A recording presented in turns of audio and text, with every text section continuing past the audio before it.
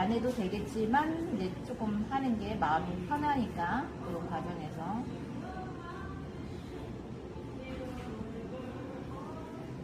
이렇게 이제 구도만 좀 잡는 거예요. 이럴 때는 뒤에 멀리 있는 나무들의 가지나 이런 거는 굳이 안 해도 돼요. 스케치를. 걱정되면 하시면 좋고, 지금은 앞에 있는 몇 개만 해놓고 나머지는 붓으로 하려고 합니다.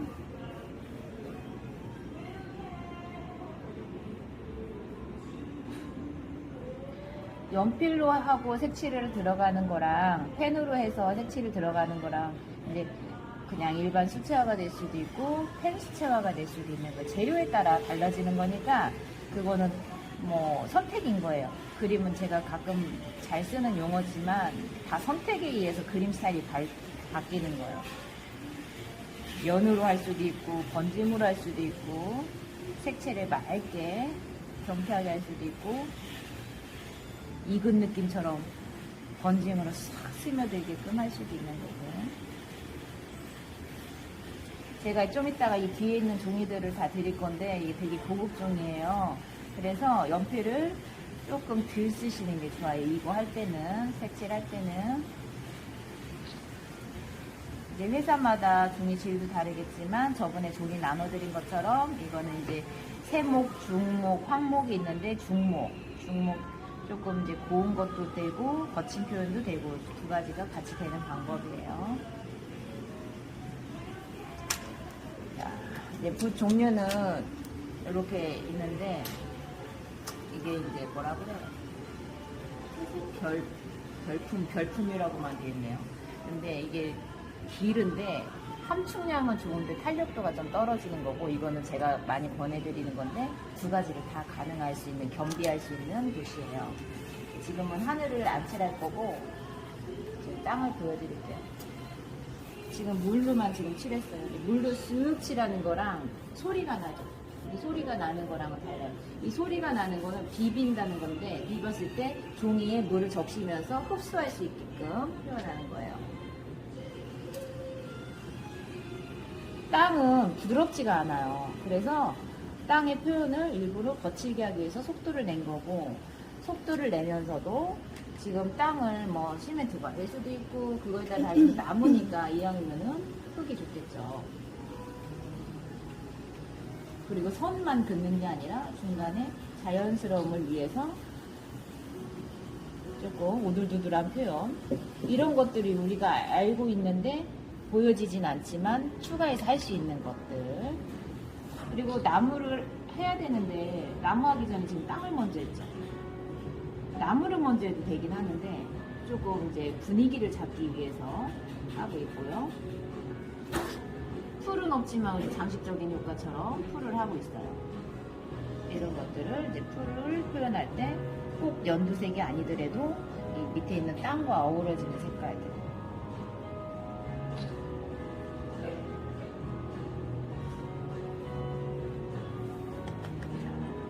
그 다음에 이제 나무를 들어가 줄 거예요.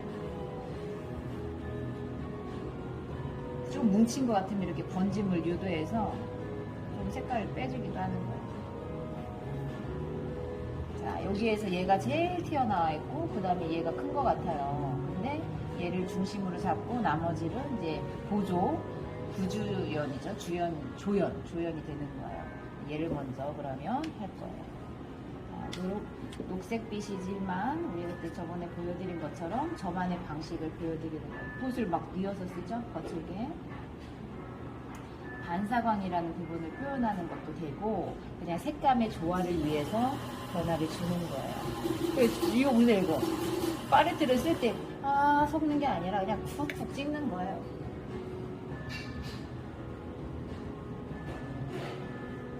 사람에 따라 이제 성향도 있고 그리는 방식들이 있겠죠.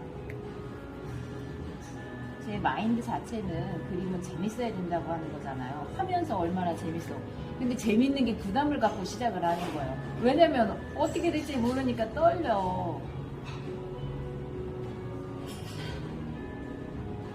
근데 그림에 설레줘야 돼요. 처음부터 완성작까지 내가 계획대로 된다면 그게 재미가 없어요.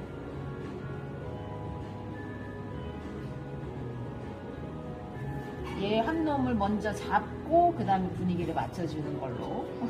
네. 지금 사이사이에 남겨주는 거는 의도도 있고 우연도 있는데 그 사이에다 가지를 넣어주기 위해서.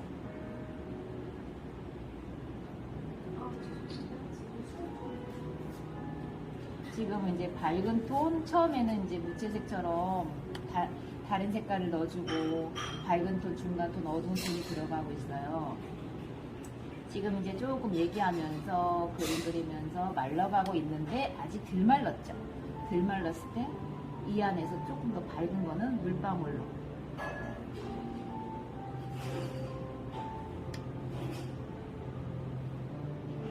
이렇게 이제 번져가면서 이제 이 종이가 수채화 전용지로 조금 번짐이 이쁘게 되는 것들이니까 그거를 조금 더 유지하도록 좋은 종이 쓰면 그 효과를 조금 더 보여지게끔 켄트지에서는 좀 이게 덜 보여지니까 그리고 툭툭툭 치면서 하는 방법도 있고 꾹 눌러가지고 꾹 하는 방법도 있고 아까 처음에 했던 것들이 좀 남아있는 게 이제 조금 색감이 단순하다 하면 그 사이사이에다가 좀 넣어주시고 여기서 다시 포인트 밑에하고 위에 나무하고 이렇게 이어지는 부분이 기둥이 있는데 부자연스러울 수가 있어요. 색깔 칠할 때 걱정되니까. 그러면은 밑에 이렇게 물을 먼저 좀 칠해놓고 하는 방법으로 하는데 지금 약간 덩어리를 찍다시피 했거든요. 이 번짐이 이쁘게 되고 있어요. 이렇게 해놓은 상태에서 물만 꼭 색을 다 섞지 않으셔도 된다고 생각하시면 돼요. 와, 여기 녹색이 들어갔네. 틀렸다고 생각하지 마시고 녹색이 어우러지게끔 만들어주세요. 네, 지금 아까 사이사이 남은 거를 가지를 해주고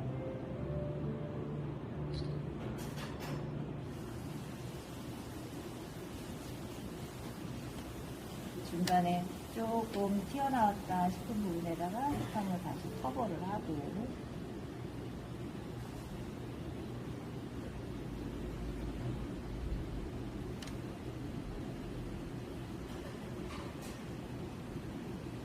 바깥쪽으로 갈수록 잎사귀들이 커지니까 끝에서 너무 무게감이 있는 색감은 안쪽에만 넣어주시고 바깥쪽은 조금만 넣어주시는 게 좋아요. 지금 보기에는 얘보다 얘가 진하잖아요. 근데 그림을 그릴 때는 변환을 해야 돼요. 진하게 하면 무거워질 수도 있고 얘가 살질 않아요. 그럴 때는 얘를 무채색이라는 게 우리가 쉽게 말하면 좀 칙칙하게 만들어도 되고 색감을 조금 더 도드라지게 표현하지 않아도 된다라고 생각하시면 돼요. 그럴 때 얘를 살리기 위해서 조금 더 익은 색을 쓰기도 하고 아니면 이렇게 어두운 색깔을 섞어주시기도 하고 해도 되고 그리고 얘를 강조하기 위해서 얘는 조금 덜 하는 방법 저는 여기다가 조금 빨간 계열을 넣어볼게요.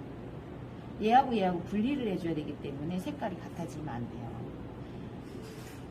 어두운 부분이 뭐 조금은 쏙 들어가 보이게 일부러 좀 진하게 할 수도 있겠지만 번짐을 좀 유지하기도 하고 만들기도 하고 수채화는 우연성을 뭐 표현한다고 하지만 우연도 일부러 만들어주는 우연도 있어요.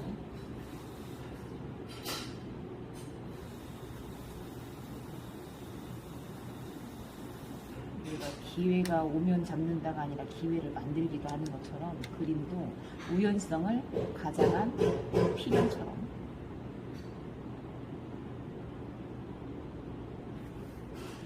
남은데 왜 이런 색깔을 써? 하지만 어우러지면 그게 다 세련된 색이 되는 거예요. 녹색끼리만 섞는 게 아니라 막 엉뚱한 거 가끔은 뭐 이렇게 분홍색도 써보기도 하고 내 안에서 내 그림 안에서 모험을 해보는 거예요.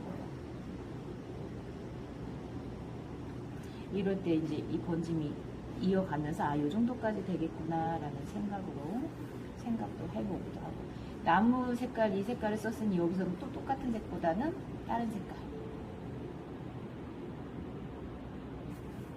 갑자기 여기서 분홍색이 쓰고 싶네. 그러면 써보는 거야. 자꾸 경험치가 많아질수록 그림이 좋아지는 거니까 조금 그림에서 모험을 좀 해보세요.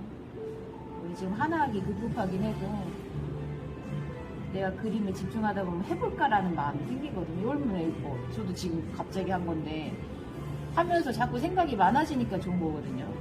이 그림 안에서 생각은 많아지지만 다른 생각이 덜 들잖아요. 다른 생각이. 이따가 뭐 반찬 만들어 막 이런 생각 안 하게 되잖아. 그래서 좋은 거예요.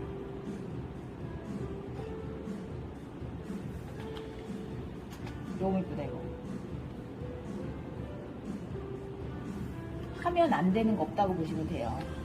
어색하면 좀 거시기 하고. 여기 갑자기 파란색 들어왔는데 파란색 마음에 들었어요. 그럼 이렇게 파란색까지 넣어보기도 하고.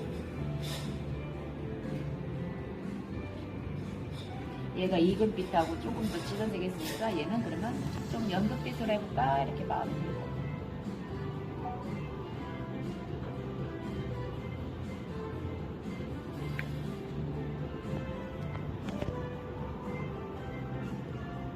이렇게 하고 꼭 이 붓을 사야 될 것만 같지 않아요?